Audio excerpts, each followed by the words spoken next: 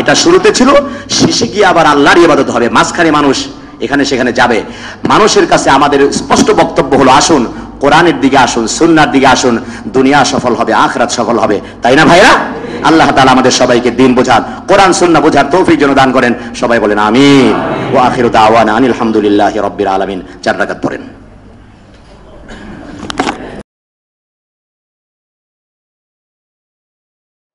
আশুরা খুবই তাৎপর্যপূর্ণ। এই দিবসে একটি রোজা সিয়াম পালন করতে হয়। রাসূল করিম সবাই বলুন সাল্লাল্লাহু আলাইহি ওয়াসাল্লাম, তিনি মক্কা থেকে মদিনায় হিজরত করে যখন গেলেন, গিয়ে দেখেন মদিনার ইহুদিদের বাস ছিল, বসবাস ছিল। ইহুদিরা রোজা রাখতেছে। আল্লাহর নবী ডেকে জিজ্ঞেস করলেন, কিসের রোজা এটা? ওরা বলল, এটা হলো আমাদের বিজয় দিবসের রোজা। কি দিবসের রোজা? তাহলে বোঝা গেল যে বিজয় দিবসে বেলেল্লাপনা না করে রোজা রাখাই উত্তম। অবশ্যই ইহুদিদের আমল। বিজয় দিবসে তারা রোজা রাখত, আর আমরা বিজয় দিবস পালন করি নাচ গান গিয়ে, বেলেল্লাপনা করি। এই সমস্ত বিষয় দিয়ে আমরা বিজয়কে উদযাপন করি। মূলত বিজয় কিন্তু কোনো মানুষের দয়ার দান না, বিজয় দেওয়ার মালিক কে? বিজয় কথাটি কোরআনী কারিমের মধ্যে আসছে। বিজয়ের আরবি হলো ফাতাহ। কি? কোন জোরে? ফাতাহ মানে হলো বিজয়। কোরআন শরীফে একটি সূরা আছে, সূরাতুল ফাতাহ, নাই? 26 পারায় দেখুন, ঠিক মাঝখানে একটি সূরা, ইন্না ফাতাহনা লাকা ফাতাহাম মুবিনা। আল্লাহ বলছেন, আমি আপনাকে স্পষ্ট বিজয় দান করলাম। আল্লাহ বলতেছেন, বিজয় আমি দান করলাম, স্পষ্ট বিজয়। বাংলাদেশেরও বিজয় দিবস আছে। আল্লাহর নবীকে আল্লাহ তাআলা বিজয় দান করেছিলেন। আমাদের যে বিজয় দিবস, মানে আমরা যে বিজয় পেলাম, এই বিজয় কি কোনো মানুষের দান? কথা বল। মানুষের চেষ্টা করেছে মুক্তির জন্য, এই দেশটাকে স্বাধীন করার জন্য মানুষ চেষ্টা করেছে। যদি আল্লাহ দয়া না করতেন, স্বাধীনতা অর্জন হতো না। আপনি দেখুন আমাদের পাশে ভারত, এই যে কাশ্মীর, ওরা 60-70 বছর হলো স্বাধীনতার জন্য লড়তেছে, এখনো স্বাধীন হতে পারে না পাকিস্তানের সাথে না ভারতের সাথে। ওরা নিজেরা আত্মমর্যাদায় দাঁড়াতে চায়, কিন্তু এখনো পারে নাই। আমরা 9 মাসে স্বাধীন হয়ে গেছি, আমরা পারি নাই। আল্লাহর বিশেষ মেহরবানি ছিল, এই জন্য স্বাধীনতা অর্জন করতে পেরেছি। কথা বলেন ঠিক না ভাইরা? আল্লাহ যেন নির্যাতিত মানবতার উপরে যারা নির্যাতিত, রব্বুল আলামিন যেন তাদের প্রতি রহম করেন। জোরে বলেন আমিন। এটা হলো আজকের এই যে সময় এখন চলতেছে, লোকেরা বুঝে না বুঝে কথা বলতেই থাকে, আর কথা বললে যে এটার জবাব দিতে হবে আল্লাহ পাকের কাছে, এই টেন্ডেন্সি মানসিকতা লালন করে না, বলতেই থাকে। আল্লাহর কাছে মুক্তির জন্য, নাজাতের জন্য, কিয়ামতের দিন মুক্তির জন্য একটি দিন আল্লাহ গ্রহণ করবেন। দিন মানে হলো জীবন ব্যবস্থা, দিন মানে হলো যেটাকে আমরা ধর্ম বলি। সকল মানুষের কাছ থেকে আল্লাহ একটি ধর্ম চান, সে ধর্মের নাম কি? এটা কিন্তু মুসলমানদেরকে বুঝতে হবে। মুসলমান মনে করে আমরা ইসলামে আছি, ওরা দুর্গা পূজা করতেছে, আর একজনে গির্জায় যাইতেছে, সবাই বোধহয় ঠিকই আছে। সবাই বোধহয় ঠিকই আছে যদি আপনি মনে করেন, তাহলে আপনি নিজেই ঠিক নাই। কারণ আপনার যে দিন, এদিন মানে কিন্তু ধর্ম না, এদিন মানে হলো পূর্ণাঙ্গ জীবন বিধান, কমপ্লিট কোড অফ লাইফ, এটাকে বলা হয় দিন। আর দিনের ব্যাপারে গতকালকে আমি এই কথাগুলি, যে কথাগুলি দিয়ে শুরু করলেন, এই কথাগুলি আমি ওই আশুগঞ্জে বলে এসেছি। কালকে প্রোগ্রাম ছিল আমার, গতকালকে আশুগঞ্জে। আমি বললাম, ইসলামকে কি শুধু আপনি আপনার ধর্মগ্রন্থ মনে করেন? ইসলাম কিন্তু কেবলমাত্র একটি ধর্ম। কোরআনে কারিম কিন্তু কেবলমাত্র একটি ধর্মগ্রন্থ নয়। কোরআনে কারিম হচ্ছে গোটা পৃথিবীর সকল মানুষের অধিকারের কথা বলেছে কোরআনে কারিম। এমন কোন বিষয় নাই যা কোরআনে বলা হয় নাই, অর্থাৎ সব বলা হয়েছে। কাদের জন্য বলা হলো? আল্লাহ তাআলা বললেন, লিন্নাস, আমি মানুষের জন্য কোরআন নাজিল করলাম। সুবহানাল্লাহ বলেন। আল্লাহ বলেন নাই লিল মুত্তাকিন। কোথাও কোথাও আছে লিল মুত্তাকিন, সেটা ব্যাখ্যা অন্য জায়গাতে। আল্লাহ বলেন নাই লিল মুমিনিন, মুমিনদের জন্য। আল্লাহ বলেন নাই লিল মুসলিমিন, মুসলিমদের জন্য। আল্লাহ বলছেন লিন্নাস, পৃথিবীর সকল মানুষের জন্য কোরআনে কারিম। আল্লাহ যেমন সবার জন্য, কেবলমাত্র আপনার আল্লাহ না, কিন্তু আল্লাহ কিন্তু হিন্দুর আল্লাহ। যে আল্লাহ আপনাকে খাইয়ে পরে বাঁচিয়ে রেখেছেন, ওই রব্বুল আলামিন হিন্দু, বৌদ্ধ, নাসরা, খ্রিস্টান সবাইকে অক্সিজেন দিয়ে, খাবার দিয়ে, রিজিক দিয়ে বাঁচিয়ে রেখেছেন। ওরা ভিন্ন নামে ডাকে বটে, ভিন্ন নামে হলে বিভ্রান্ত হয়ে ডাকছে। আল্লাহ রব্বুল আলামিনের দয়া এত বেশি যে বিভ্রান্ত হয়ে ডাকলে ওরে আল্লাহ মেরে ফেলেন না, আল্লাহ ওকে রিজিক দিয়ে বাঁচিয়ে রাখেন। সুবহানাল্লাহ বলেন। কোরআনে কারীম বলছে, ওয়ামলি লাহুম ইন্না কাইদি মাতিন। আল্লাহ ঢিল দেন, ঢিল দেন, ঢিল দেন। ছাড় দেন কিন্তু ছেড়ে দেন না। আবার বলি, আল্লাহ ছাড় দেন, ছেড়ে দেন না। ছাড় দেওয়ার ছেড়ে দেওয়া কিন্তু এক কথা না, মানে ঢিল দিয়ে রাখছে, ঢিল দিয়ে রাখছে। ওই ঘুড়ি দেখছেন না, ছোটবেলায় ঘুড়ি উড়াইছি আমরা, নিজেরাও মাঝে মাঝে ঘুড়ি উড়াইছি। ঘুড়ির ওই সুতা ছেড়ে দিলে ঘুড়ি উঠতে থাকে আকাশে। ঘুড়ি আকাশে উঠলো, ঘুড়ি মনে করলো আর কেউ নাই আমাকে ধরার, কিন্তু ঘুড়ির নাটাই তো একজনের কাছে আছে, ওই নাটাই হলো ঘুড়ির মালিক। বিকাল অপরাহ্ন যখন হয়ে যায় তখন নাটাই আস্তে আস্তে সুতা গোটাতে থাকে। তোমার যখন সময় ফুরিয়ে যাবে, তোমার হায়াতের রশি কিন্তু রব্বুল আলামিনের কাছে রেখে দিয়েছেন। হায়াত শেষ তো তোমাকে নাটাই ধরে টান দেওয়া হবে, আর তুমি তোমার রবের কাছেই ফিরে যাবে, ঠিক না? আল্লাহ বলতেছেন, ওয়ালা তাসুব্বুল্লাযীনা ইয়াদউনা মিন দুনিল্লাহি ওয়ালা তাসুব্বুল্লাযীনা ইয়াদউনা মিন দুনিল্লাহ। শোনো, আল্লাহরে বাদ দিয়ে যারা অন্যের পূজা করে, দুর্গা পূজা করে, দেবীর পূজা করে, কালী পূজা করে, তারপরে ঈসা মসিহকে যারা আল্লাহর পুত্র বলে, মরিয়মকে যারা আল্লাহর বউ বলে, স্ত্রী বলে, এগুলি বলে না? কথা কন না কেন? এগুলো তো বলে। এই যে ওদের পূজা, আল্লাহর ইবাদত বাদ দিয়ে যারা দুর্গা, কালী ইত্যাদির পূজা করতেছে, আল্লাহ বলতেছে তোমরা মানে মুসলমানেরা, তোমরা মানে ইমানদারেরা, ওই দুর্গাকে কিন্তু গালি দিও না। দুর্গা বলতে কেউ নাই, কালী বলতেও কেউ নাই, এগুলি সব ভুয়া। ভগবান বলতে কেউ নাই। আল্লাহ বলছেন তারপরেও ওদেরকে গালি দিও না। তাহলে কি হবে জানো? আল্লাহ বলতেছেন, ওয়ালা তাসুব্বুল্লাযীনা ইয়াদউনা মিন দুনিল্লাহি ফায়াসুব্বুল্লাহা আদওয়াম বিগাইরি ইলম। তোমরা যদি ওদের দুর্গাকে গালি দাও, তাইলে যারা দুর্গার পূজা করে ওরা তোমার আল্লাহরে গালি দেয় বলে। কথা বলেন ঠিক না? আপনি যদি কাউরে বলেন, কাউরে যদি আপনি কোনো কিছুর বাচ্চা বলে গালি দিলেন, সে অমুকের বাচ্চা, ও যদি বলে যে ওই বাচ্চারা যদি আবার আপনার গালি ফিরায় দেয়, তাহলে তো আপনি আপনার বাপরে গালি দিলেন। আপনি আগে গালি দিলেন বিধায় তো সে আপনার বাপরে আবার গালি দিল। সুতরাং গালির কারণ কিন্তু আপনি হইলেন, আপনার বাবাকে গালি দেওয়ার কারণটা কিন্তু আপনি হয়েছেন। এই জন্য আল্লাহ তাআলা বলতেছেন, ওই দেব দেবীদেরকে তোমরা গালি দিও না।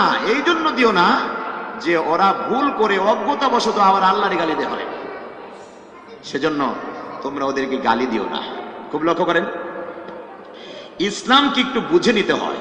কারণ কথা আপনি যা বলবেন তাই তো। আজকের পত্রিকা দেখলাম বলা হয়েছে যে ধর্ম যার যার, তারপরে কি, হ্যাঁ মনে আছেন আপনাদের? এই কথাটা কিন্তু উপর থেকে বলা হয়েছে, আমি উপরের আর নামটা বললাম না। খুব ভালো করে বুঝেন, ইসলাম থেকে বেরিয়ে যাওয়ার জন্য আমার মুসল্লিদেরকে বলি, ইসলাম থেকে বেরিয়ে যাওয়ার জন্য, মুসলমান থেকে খারিজ হয়ে যাওয়ার জন্য এই কথাটাই যথেষ্ট। ধর্ম যার যার, উৎসব সবার বনে। আপনি কি আমাদেরকে দুর্গা পূজার মধ্যে পাঠিয়ে দেবেন? আমরা আল্লাহ ছাড়া আর কারো ইবাদত করি না। কথা বলেন ঠিক কিনা? আমরা আল্লাহ ছাড়া ইবাদত করি না কারো, এটা আমরা জানি এবং মানি। এ কথার বিশ্বাস আমাদের রয়েছে।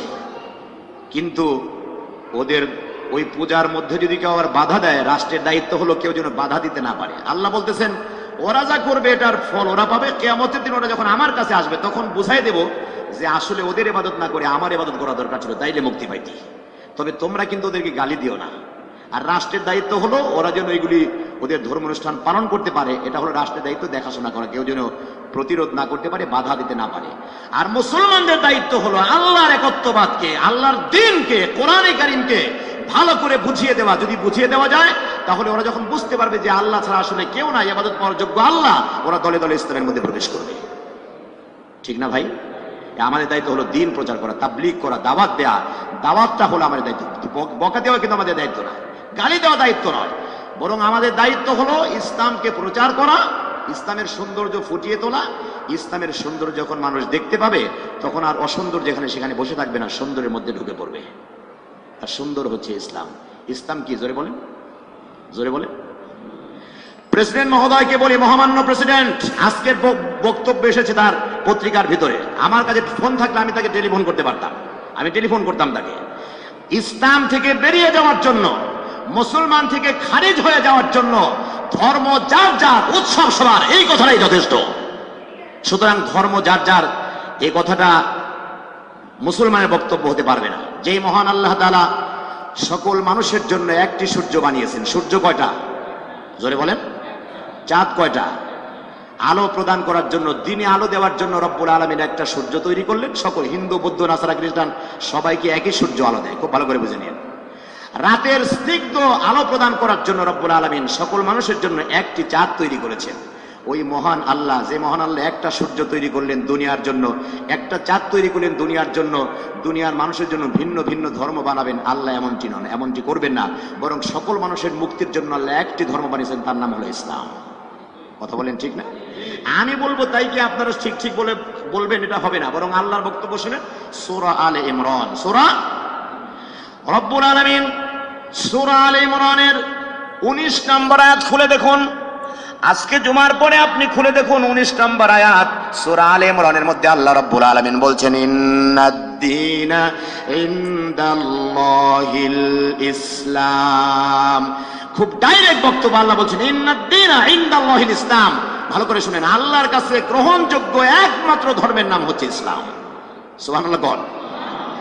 আল্লাহ মানে হলেন স্রষ্টা, সবার স্রষ্টা যিনি, তিনি বলতেছেন। আর ইসলাম কিন্তু বিষয়টা আমরা কি বুঝি? ইসলাম মানে হচ্ছে সারেন্ডার হয়ে যাওয়া, ইসলাম মানে হচ্ছে আত্মসমর্পণ করা। গতকালকে আমার মাহফিলে আমি বলে এসেছি, 5-7 হাজার লোক ছিল সেখানে, এই আশুগঞ্জে। আমি বললাম কোন ওই বক্তব্য যে বক্তব্য আপনাদেরকে আগে শোনাইছে, আমি বললাম মানুষ অজু ভাঙার কারণ জানে, নামাজ ভঙ্গের কারণ জানে, অজুর মাসলা জানে, অজুর ফরজগুলি জানে, কিন্তু অনেক মানুষ ইমান ভাঙার কারণ জানে না। কি কাজ করলে ইমান ভেঙে যায়? আর অজুর চাইতে, নামাজের চাইতে, নামাজ তো পরে আসবে, অজু তো পরে আসবে নামাজের আগে, নামাজও তো পরে আসবে। প্রথম হলো ইমান। প্রথম কি? ইমান না থাকলে নামাজ। যেমন হিন্দু মসজিদে ঢুকলে নামাজ পড়বে না, মসজিদে ঢোকারও দরকার নাই, কারণ তার ইমান নাই। ইমান না থাকলে নামাজও নাই, অজু নাই। সুতরাং সবার আগে কি? সবার আগে কি? ইমান সবার আগে। তাইলে আপনি ইমান আনছেন, আপনি মুসলমান, মুত্তাকি হয়েছেন, ইমানদার হয়েছেন। শুনেন ভালো করে, ইমান কিন্তু কোনো কাজে আবার ইমান, কোনো কাজ করলে আবার ইমান থাকেও না অনেক সময়। কথা বলেন ঠিক না? যেমন একটা জিনিস দিয়ে বুঝাই, এই যে নামাজের মধ্যে আমরা সেজদা দেই, সাজদা, এই সেজদাটা কার জন্য হবে? জোরে বলেন। সেজদা, কিন্তু সেজদার এত মূল্য, মানুষ যখন সেজদা দেয় তখন তার কপালটা, নাকটা, আল্লাহ রাসূল বলেছেন আল্লাহর পায়ে লেগে যায়। আল্লাহ রাসূল বলেছেন তোমরা সেজদায় গিয়ে বেশি বেশি দোয়া করো, ফাকসিরুদ দুআ, সেজদার মধ্যে বেশি বেশি করে দোয়া করো। আল্লাহ পাক তোমার দোয়া শ্রবণ করবেন, তোমার আরজি আল্লাহ কবুল করে তোমাকে আল্লাহ সফলতা দ্বার প্রান্তে পৌঁছে দেবেন। সেজদায় গিয়ে আল্লাহ রাসূল দোয়া করতে বলেছেন। কারণ কি? কারণ হলো কোরআন বলতেছে ওয়াসজুদ ওয়াক্তারিব, সেজদা দাও আর আল্লাহর নিকটবর্তী হয়ে যাও। সেজদা, একটা সেজদার মূল্য কত কি বুঝাবো আপনাদেরকে? একটা সেজদার মূল্য কত রাসূল সাল্লাল্লাহু আলাইহি ওয়াসাল্লাম কি বলছেন শুনেন। আল্লাহ নবী বলেন ওয়ালা সাজদাতুন ওয়াহিদাতুন, ওয়াহিদ মানে কি? এক। ওয়াহিদাতুন মানে হচ্ছে এক। ওয়ালা সাজদাতুন ওয়াহিদাতুন, রাসূল বলতেছেন একটা সাজদা, নিশ্চয় একটা সাজদা, খায়রুম মিনাদ দুনিয়া ওয়া মা ফিহা, সপ্তম আকাশ আর জমিন এর মাঝে যা কিছু আছে, এটা যদি এক পাল্লায় তোলা হয়, আর একটা মুমিনের একটা সেজদা যদি আরেক পাল্লা তোলা হয়, মুমিনের একটা সাজদার মূল্য আকাশ জমিনের চেয়ে বেশি মূল্যবান হয়ে যাবে। নবী সাল্লাল্লাহু আলাইহি ওয়া আলিহি ওয়াসাল্লাম শুধু এখানেই ক্ষান্ত হন নাই। একটা সেজদার মধ্যে কি মানুষ গিয়ে চুপ থাকে না কিছু বলে? কি বলে? বলেন সুবহান রাব্বিয়াল আলা। খালি কি একটা সেজদার মূল্য এতটা? আল্লাহ নবী আরো ব্যাখ্যা করে সুন্দর করে বোঝাচ্ছেন, শোনো, কমপক্ষে 3 বার সুবহান রাব্বিয়াল আলা বলে। সুবহান রাব্বিয়াল আলা মানে হচ্ছে আমি আমার সর্বোচ্চ রবের পবিত্রতা ঘোষণা করতেছি, সুবহানাল্লাহ বল। এই কথাটা বলে এটাকে বলা হয় তাসবিহ। এটাকে কি বলা হয় ভাই? তাসবিহ বলা হয়। মানুষ যখন, ইমানদার মুত্তাকি যখন সেজদায় গিয়ে বলে সুবহান রাব্বিয়াল আলা, আমার রবের পবিত্রতা ঘোষণা করলাম, এই তাসবিহ যখন একবার পড়ে, কমপক্ষে তো 3 বার পড়তে হয়। নবী সাল্লাল্লাহু আলাইহি ওয়াসাল্লাম বলেছেন ইমানদারের মুখ থেকে যখন একবার তাসবিহ বের হয়, ওই একবার তাসবিহ যদি এক পাল্লা রাখা হয়, আকাশ জমিনের চাইতে ওই তাসবিহটার মূল্য ভারী হয়। তাইলে খুব চিন্তা করেন, সেজদার মূল্য আল্লাহ রাসূল প্রথম বলছেন সবচেয়ে বেশি, তারপরে বলেন সেজদার মধ্যে যদি তাসবিহ পড়তে হয়, এই তাসবিহর মূল্য বেশি। তাহলে কমপক্ষে 3 বার তাসবিহ পড়তে হয়। এবার যদি আপনি বারবার ওজন করতে চান আকাশ জমিন দিয়ে, তাহলে সেজদার মূল্য কম হবে না বেশি হবে? সেজদার মূল্য যদি এত বেশি হয়, রাসূল করিম সাল্লাল্লাহু আলাইহি ওয়াসাল্লামের বক্তব্যের নিরিখে আমরা জানতে পারলাম এই সেজদা কিন্তু অন্য কারোর জন্য হলে চলবে না, মূল্য হবে না। এই সেজদা হতে হবে কেবলমাত্র কার জন্য? আল্লাহ রাব্বুল আলামিন বলেন ইন্না সলাতি ওয়া নুসুকি ওয়া মাহয়ায়া ওয়া মামাতি লিল্লাহি রাব্বিল রাব্বিল আলামিন। আল্লাহ বলছেন নবী আপনি পৃথিবীর মানুষকে বলুন, যারা আপনার ফলোয়ার্স হবে তাদেরকে বলুন, যারা আপনার কথা শুনবে তাদেরকে বলুন, পৃথিবীর সব মানুষকে বলে দিন। কি বলবেন? আপনি বলে দিন আমার সালাত আল্লাহর জন্য, আমার কোরবানি আল্লাহর জন্য। যে আল্লাহ আমাকে জীবন দিয়েছেন, জীবনটা যার জন্য, যদি আল্লাহর জন্য মরতে হয় আমি আল্লাহর জন্য মরতেও প্রস্তুত রয়েছি। আল্লাহর জন্য যে আল্লাহ জীবন দিলেন, যদি কখনো প্রয়োজন হয় আল্লাহর জন্য মরতে হবে, আমরা কি রাজি আছি? কারণ জীবন তো তিনি দিয়েছেন, তার জন্য যদি মরে যাওয়া হয় তাহলে মৃত্যুর পরে সাথে সাথে রব্বুল আলামিন জান্নাতের দরজাগুলি খুলে দেবেন। ইমাম হুসাইন, নামটা বলেন তো, রাদিয়াল্লাহু আনহু। ইমাম হুসাইন রাসূল করিম সাল্লাল্লাহু আলাইহি ওয়াসাল্লামের নাতি। এই যে নাভির উপর থেকে মাথা পর্যন্ত ইমাম হুসাইনের চেহারাটা পুরাটা আল্লাহ রসুলের মতো ছিল।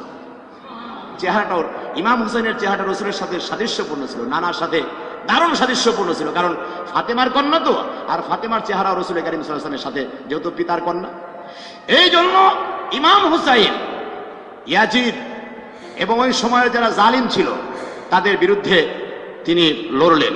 তিনি তো ইচ্ছা করে লড়লেন না, তিনি আল্লাহর দ্বীনের পতাকা উঁচু করার জন্য লড়ে গেলেন। ওই সময় ওই যুদ্ধে যারা ওই সময় বিজয় অর্জন করেছিল তারা হলো ইয়াজিদের বাহিনী। মূলত তারা বিজয় অর্জন করতে পারেন নাই, তারা ইমাম হুসাইনকে হত্যা করে ওই সময় বিজয় অর্জন করে তারা পরাস্ত হয়ে গিয়েছে। কথা বলেন ঠিক না? আর ইমাম হুসাইন শহীদ হয়ে সফলতার দ্বার প্রান্তে পৌঁছে গিয়েছে। সুবহানাল্লাহ।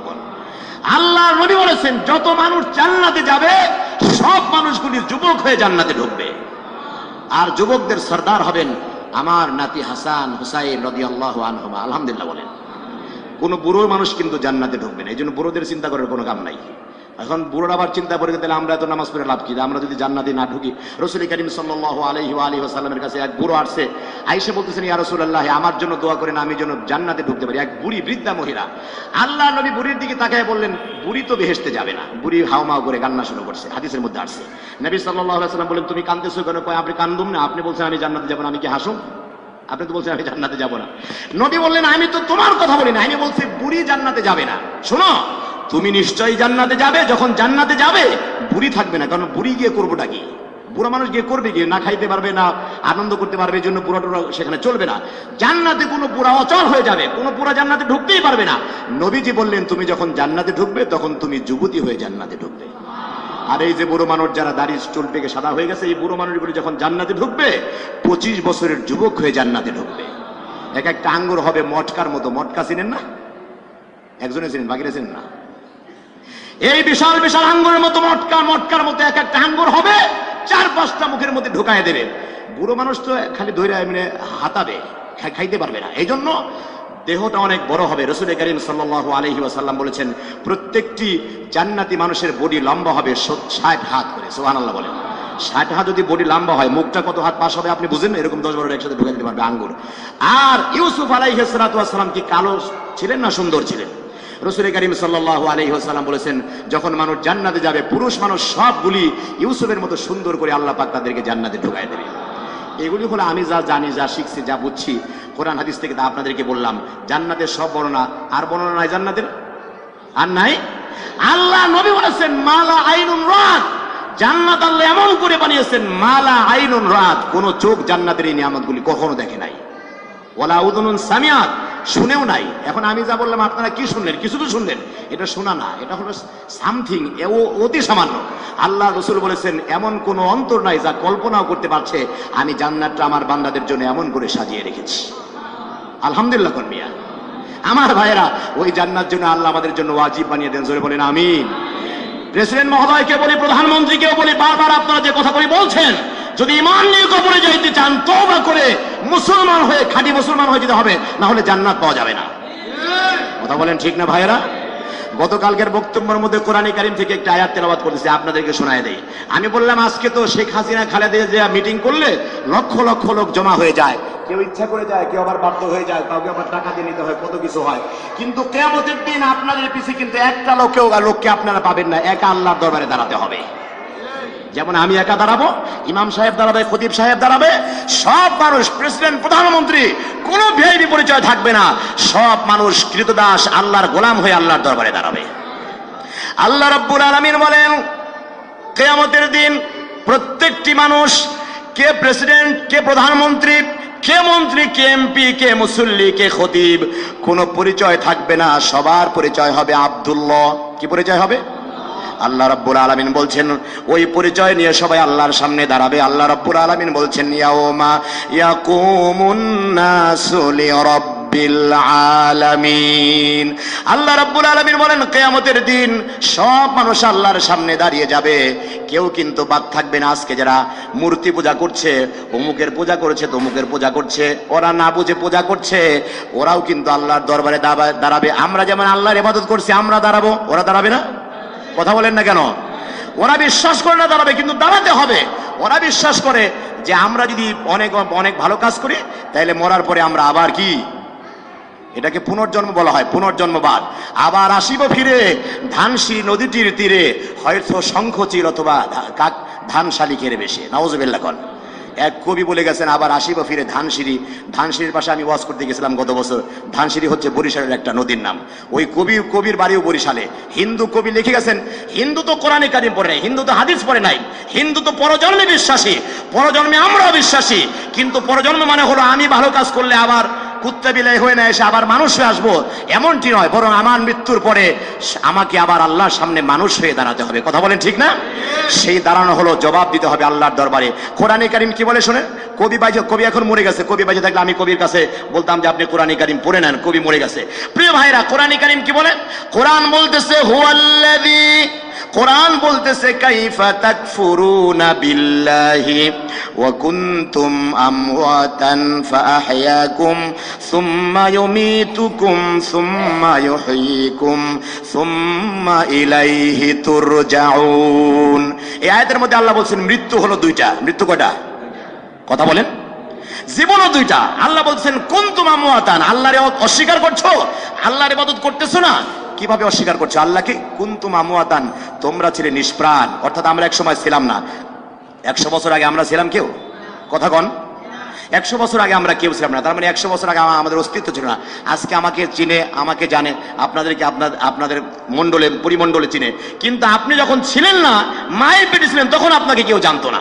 বাবার পৃষ্ঠদেশে ছিলেন, তখন আপনাকে কেউ জানতে না। রুহের জগতে আপনাকে কেউ চিনতো না। আল্লাহ বলছেন ওই অনস্তিত্ব থেকে আমি তোমাকে অস্তিত্ব দান করলাম। সুবহানাল্লাহ। ফাআহইয়াকুম, তিনি তোমাকে জীবন দিলেন। সুম্মা ইউমীতুকুম, এই জীবনের কথা আল্লাহ বলতেছেন। এই জীবনের পরে সুম্মা ইউমীতুকুম, আবার এই জীবনের পরে তোমাকে মৃত্যু দিবেন কে? কবরে ঢোকানো হবে, অথবা পুড়িয়ে দেওয়া হবে, অথবা তোমার লাশ পচে গলে পানির সাথে মাটির সাথে মিশে যাবে। যে অবস্থায় তোমার যাক না কেন, ফাআহইয়াকুম সুম্মা ইউমীতুকুম সুম্মা ইউহয়ীকুম, ওই কবর থেকে আবার তোমাকে আল্লাহর দরবারে জিন্দা করা হবে, সেখানে দাঁড়ানো হবে। কালকের বক্তব্যের মধ্যে বললাম পৃথিবী তো বাঁচবেন 60, 70, 100 বছর বাঁচবেন তো। আর কিয়ামতের দিন যেদিন আল্লাহ বিচার অনুষ্ঠিত করবেন, কিয়ামতের দিন আল্লাহ রাব্বুল আলামিন সেই দিবসের কথা কোরআনে সূরা মাআরিজের মধ্যে বলছেন মিকদারুহু 50 আলফা সানা। কিয়ামতের দিন হিসাবের সময়টা লম্বা হবে 50,000 বছর। কোরআনের বক্তব্য, কিন্তু কোরআন শরীফ সূরা মাআরিজ 29 পারার মধ্যে আছে, আপনি খুলে দেখুন।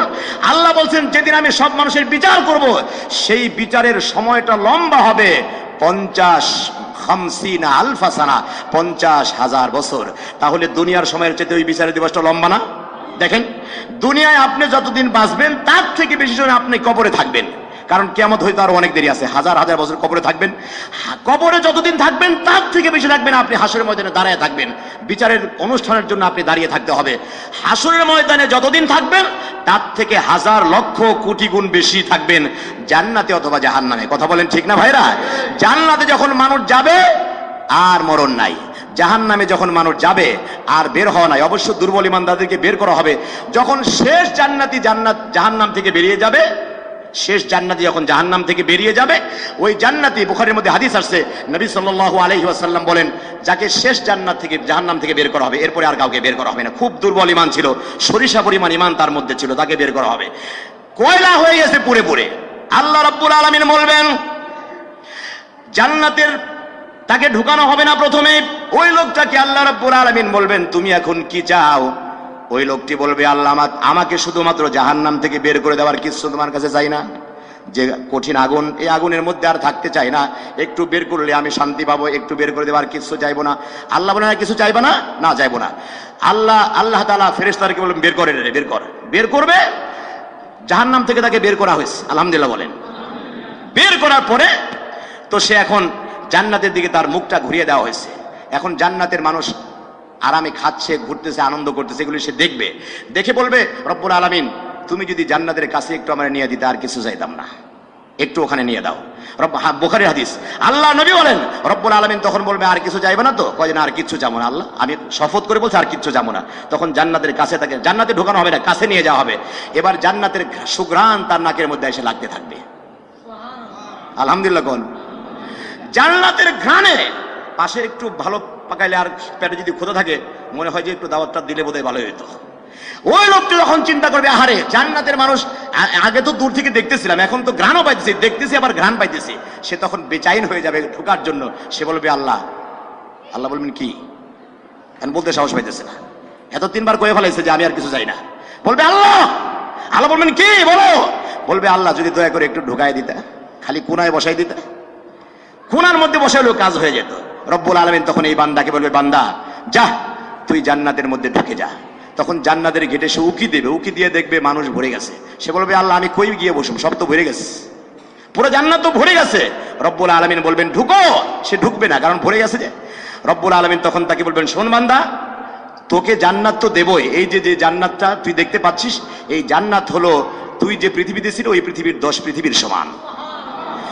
এরকম 10টা দুনিয়ার সমান জান্নাত আমি আল্লাহ তোকে দান করলাম।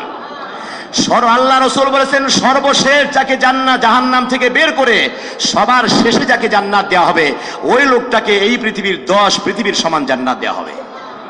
আপনারা চিন্তা করছেন এত বড় জান্নাত কই গো? এগুলো তো মাথায় আসতেছে না, মাথায় তো এখন আসবে না, এগুলো শুধু ইমানের কথা শুনে রাখতে হবে। তবে মাথায় ঢোকাবার জন্য একটা কথা বলি, আমরা যে এই পৃথিবীতে বাস করি, এই পৃথিবী বড় নাকি সূর্য বড়? দুইজনের কোন সূর্য বড়? বাকিদের কাছে জানা নাই? সূর্যটা অনেক বড়। কত গুণ বড় জানেন? বিজ্ঞানীরা বলেছে পৃথিবীর চাইতে সূর্য 13 লক্ষ গুণ বড়। পৃথিবীর চাইতে সূর্যের পরিধি হলো 13 লক্ষ গুণ, অর্থাৎ 13 লক্ষ পৃথিবীর সূর্যের মধ্যে ঢুকে যেতে পারবে। এত বড় করে আল্লাহ সূর্য তৈরি করেছেন। এবার লক্ষ্য করেন, সূর্য হচ্ছে এটা সৌরজগতের মধ্যে আমরা আছি।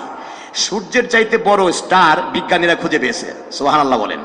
আমি সুবহানাল্লাহ পড়াচ্ছি এই জন্য, যেগুলি সব বিজ্ঞানীদের কারিশমা হলো, বিজ্ঞানীরা এগুলি আবিষ্কার করছে, কিন্তু এগুলি স্রষ্টাকে। সূর্য বানিয়েছেন কে?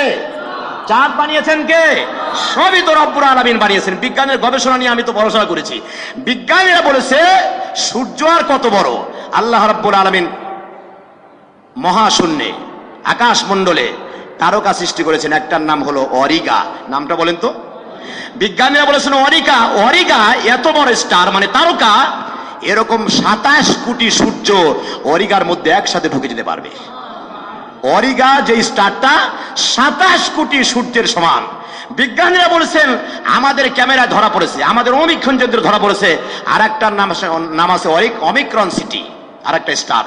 বিজ্ঞানীরা বলেছেন এরকম 27 কোটি সূর্য অরিগা গিলতে পারে, আর ওই রকম 52 কোটি অরিগাকে আবার অমিক্রন সিটি গিলে ফেলতে পারে। মহাশূন্যে আল্লাহ যে কত কিছু তৈরি করেছেন। আলোর গতি বুঝেন তো? আলোর গতি আপনাদের শিক্ষিত মানে আলোর গতি, আলো সেকেন্ডে কত হাজার মাইল চলে? হ্যাঁ, 1,86,000 মাইল আলোর গতি সেকেন্ডে। 1,86,000 মাইল আলো 1 সেকেন্ডে অতিক্রম করে। আল্লাহ রাব্বুল আলামিন এমন এমন স্টার তৈরি করেছেন, লক্ষ লক্ষ কোটি কোটি বিলিয়ন ট্রিলিয়ন বছর হয়ে গেছে, একটার আলোর গতিতে আরেকটার কাছে এখনো পৌঁছতে পারে নাই। কিয়ামত পর্যন্ত বসতেও পারবে না। এই বিশাল মহাশূন্য আল্লাহ তৈরি করে রেখেছেন। এটা আল্লাহর সৃষ্টির একটা ধারণা দিলাম। যদি এত বড় বড় স্টার, তারকা, অরিগা, অমিক্রন সিটি আল্লাহ বানিয়ে রেখেছেন, এরকম 10 দুনিয়ার সমান আল্লাহ জান্নাত দেবে, অসুবিধা আছে নাকি ভাইরা? এটা বুঝাবার জন্য বললাম। সুতরাং রব্বুল আলামিনের জান্নাতে যদি আমরা ঢুকতে চাই, তাহলে ঈমান ছাড়া ঢোকার কোনো উপায় নাই। কথা বলেন ঠিক না ভাইরা? আপনি যত ভালো মানুষই হন আর যত ভালো কাজই করেন, যদি ঈমান না থাকে তাহলে কিন্তু ঢোকার কোনো অবকাশ নাই। সুতরাং সবার আগে লা ইলাহা ইল্লাল্লাহ। সবার আগে কি? আশহাদু আল্লা ইলাহা ইল্লাল্লাহ ওয়া আশহাদু আন্না মুহাম্মাদান আবদুহু ওয়া রাসূলুহু। বলেন আমার সাথে, আশহাদু আল্লা ইলাহা ইল্লাল্লাহ ওয়া আশহাদু আন্না মুহাম্মাদান আবদুহু ওয়া রাসূলুহু। অর্থটা ভালো করে শুনে নিন, মুখস্থ করে নিন এবং মনে রাখেন, মাঝে মাঝে এটা বলবেন, কারণ মাঝে মাঝে ঈমান তো চলে যায়। সেজদার কথা বলতেছিলাম, সেজদা হবে কার জন্য? অনেক মূল্যবান সেজদা না ভাইরা? এই সেজদা আল্লাহর জন্য হলো মূল্যবান হবে। কিন্তু কোন মানুষ যদি আল্লাহরে সেজদা না দিয়ে কোনো মাজারে সেজদা দেয়, ওই সেজদা মূল্যবান হবে? আল্লাহর জন্য হলে সেজদা আকাশ জমিনের চেয়ে বড় মূল্যবান হয়, কিন্তু সেজদা যদি কোনো মাজারে হয়, ওই সেজদা জাহান্নামে যাওয়ার কারণ হয়ে যায়। ঠিক না ভাইরা? কোন মানুষ যদি আল্লাহর সেজদা না দিয়ে পীরের পায়ে সেজদা দেয়,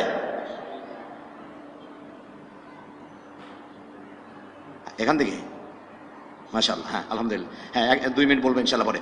শোনেন, এই সেজদা যদি কোনো মাজারে দেয়, ঈমান হারা হয়ে যাবে।